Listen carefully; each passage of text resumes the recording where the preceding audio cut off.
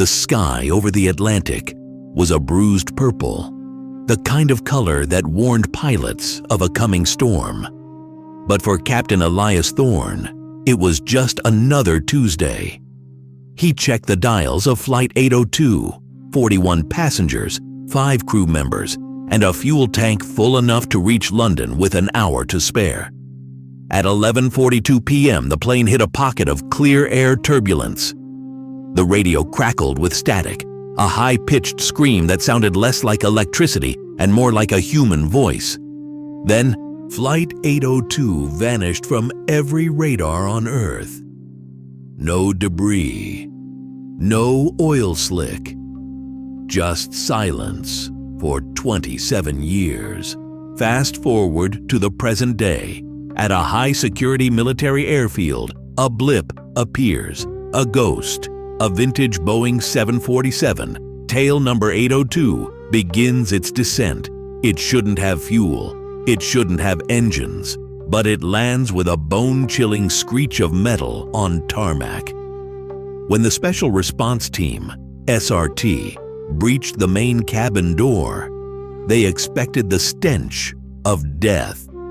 Instead, they found preserved perfection. The 40 passengers were seated, upright, their skin supple and warm, as if they were merely napping. But there was no heartbeat, no breath, except for one man in seat 14C. His name was Julian Vane. He was 23 when the plane vanished. He was still 23 now, and his hands were covered in fresh, wet blood that didn't belong to him. The arrival of Billian. As the military cordoned off the plane, a black sedan tore through the perimeter. A woman stepped out. She looked no older than 20, dressed in a sharp, dark suit that seemed to absorb the hangar's flickering lights. Her name was Billian. She didn't show an ID. She didn't speak to the generals. She walked straight toward the plane's shadow, her eyes fixed on the window of seat 14C. "Who is that girl?" The lead commander barked into his comms. "Sir, she's not on the manifest, but the sensors are going crazy.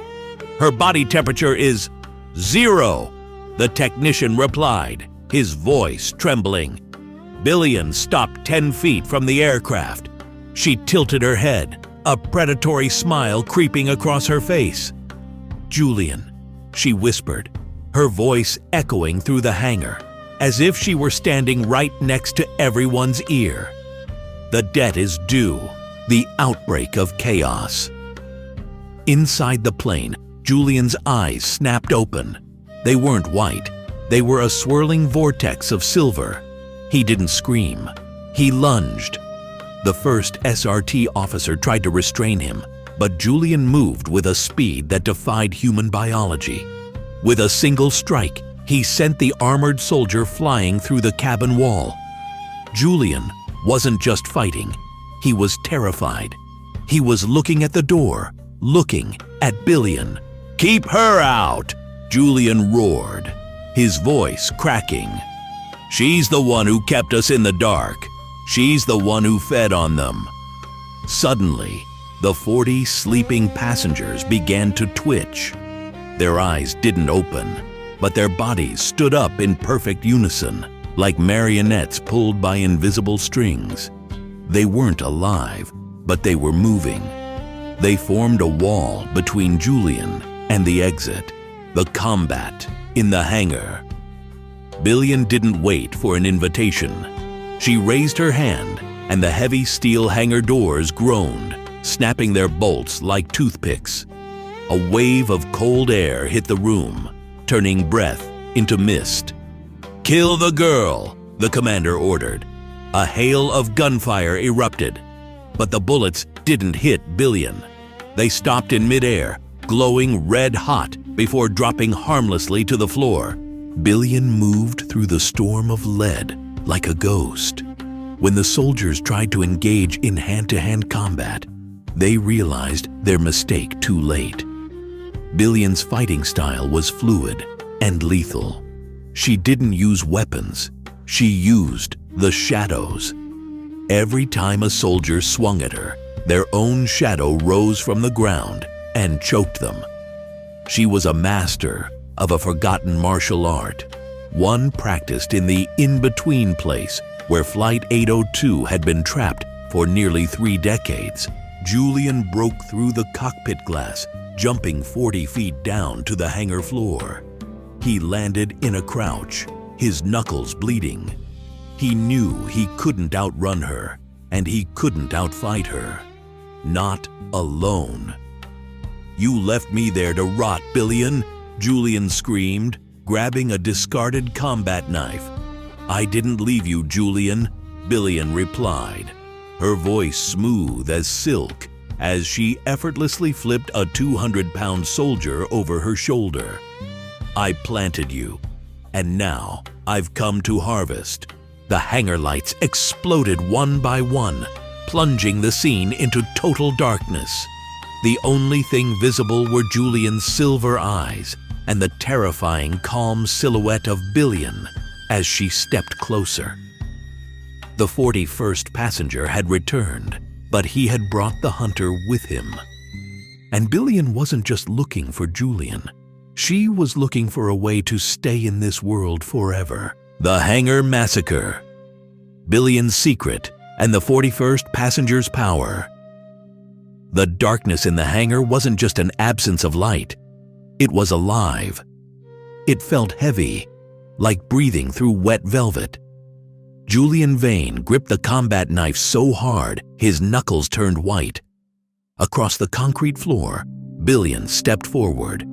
Every time her heel clicked against the ground, a ripple of silver energy pulsed outward, momentarily illuminating the carnage around them. The Shadow War begins. "You think a piece of steel can stop what was forged in the void, Julian?" Billian's voice didn't come from her mouth. It vibrated from the walls. Before Julian could answer, 3 SRT soldiers, the bravest of the survivors, charged Billian from her blind side. They were elite, trained in every form of hand-to-hand combat. It didn't matter. Billian didn't even turn around. As the first soldier swung a tactical baton, Billian's shadow detached itself from the floor. The silhouette grew 10 feet tall, its fingers lengthening into razor-sharp claws. With a sickening thud, the shadow claws swiped through the air, throwing all 3 men backward into a stack of fuel drums. Julian didn't wait. He knew his body had changed during those 27 years in the between. He launched himself forward, covering 30 feet in a single, inhuman leap. He swung the knife at Billian's throat. Clang! The sound was like 2 steel girders colliding. Billian had caught the blade between 2 fingers. Her eyes, usually dark, suddenly flared with a crimson light. "Weak," she whispered. She palm-struck Julian in the chest. The force didn't just knock him back. It sent him spiraling through the air, crashing through the heavy glass of the airfield control office. The massacre of the puppets. Inside the plane, the 40 sleeping passengers, the puppets of Flight 802, began to pour out of the jagged hole Julian had made in the cockpit. They didn't use the stairs. They drifted down like falling leaves, landing with eerie grace. The remaining military forces opened fire. "Mow them down!" the commander screamed. A wall of lead hit the passengers. Their bodies jerked, holes opening in their vintage 90s suits. But there was no blood, no pain. They kept walking, their eyes still sewn shut by invisible threads. When they reached the soldiers, they didn't use guns. They simply touched them.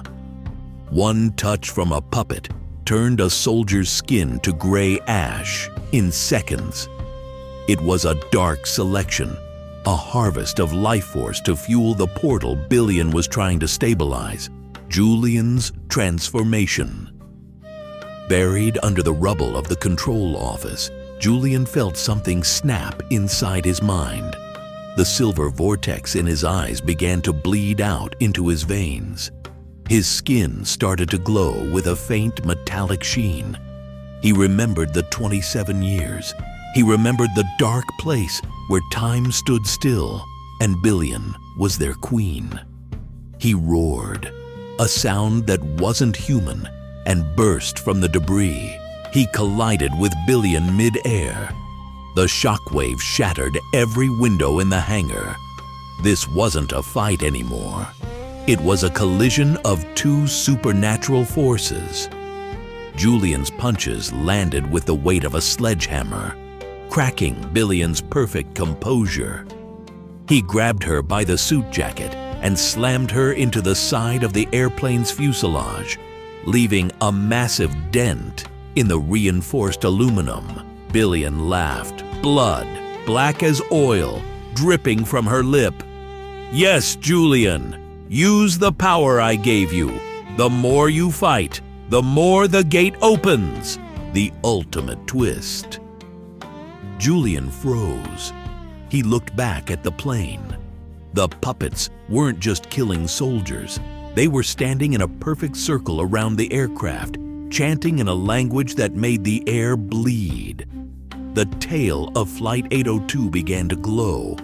The 27-year-old metal was turning into a gateway. Billian wasn't here to kill him.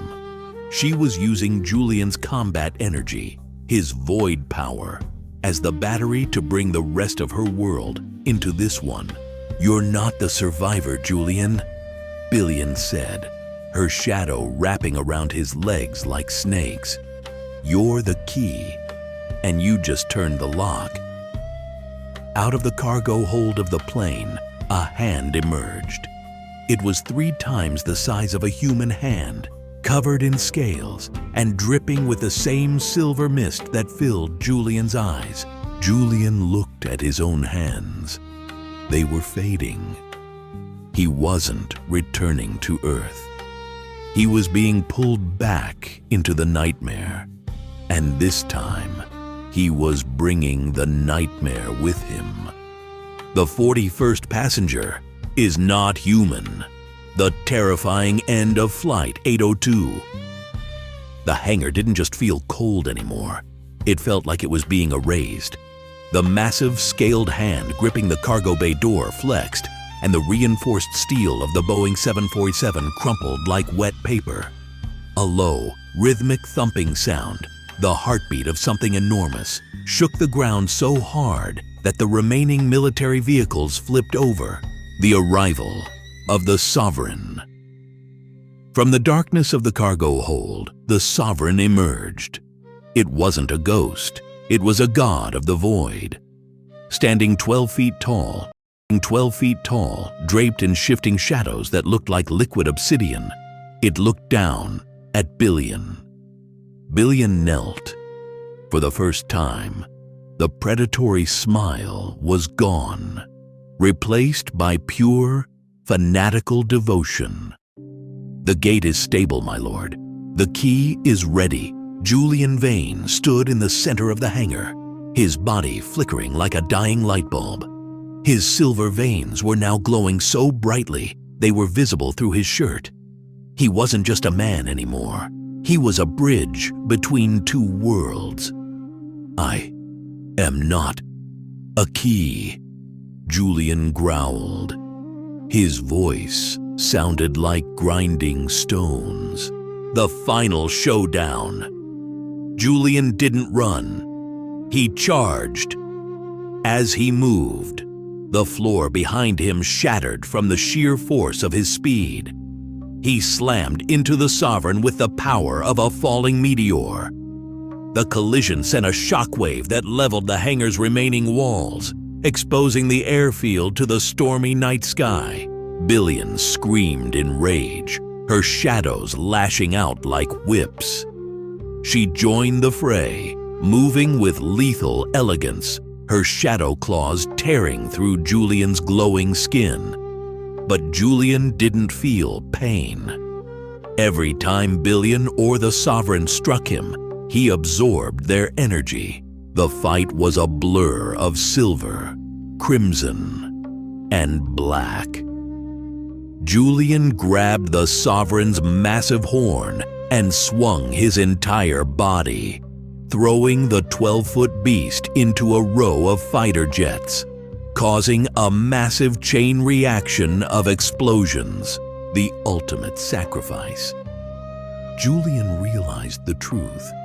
As long as he stayed alive in this world, the portal stayed open. He was the battery.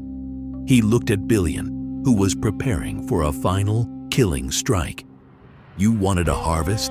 Julian whispered, a bloody silver smile on his face. "Then take it all." Instead of defending, Julian opened his arms. Billian's shadow spear drove straight through his chest, but she realized her mistake too late. Julian grabbed her arms, pinning her to him. His silver energy didn't just glow, it turned into a blinding white supernova. He began to pull. He wasn't pushing them away, he was dragging everything. Billian, the Sovereign, and the 40 puppets back into his own body. "No!" Billian shrieked, her form beginning to dissolve into mist. "You'll be trapped forever." "Better me," Julian gasped, his eyes turning pure white. Then everyone else. The final twist. The viral ending. A flash of white light blinded the entire county. When the military finally sent drones into the ruins of the hangar, there was nothing left. No plane, no soldiers, no Billian. Just a scorched circle on the concrete, and in the center, a single, old-fashioned 1999 flight ticket for seat 14C, the epilogue. 6 months later, a young girl in a different city is playing with an old radio. She turns the dial to a dead frequency. Suddenly, a voice crackles through. "This is Flight 802. We have hit turbulence. Is anyone there?" The girl looks at the radio, confused. Behind her, in the shadows of her room, 2 silver eyes snap open.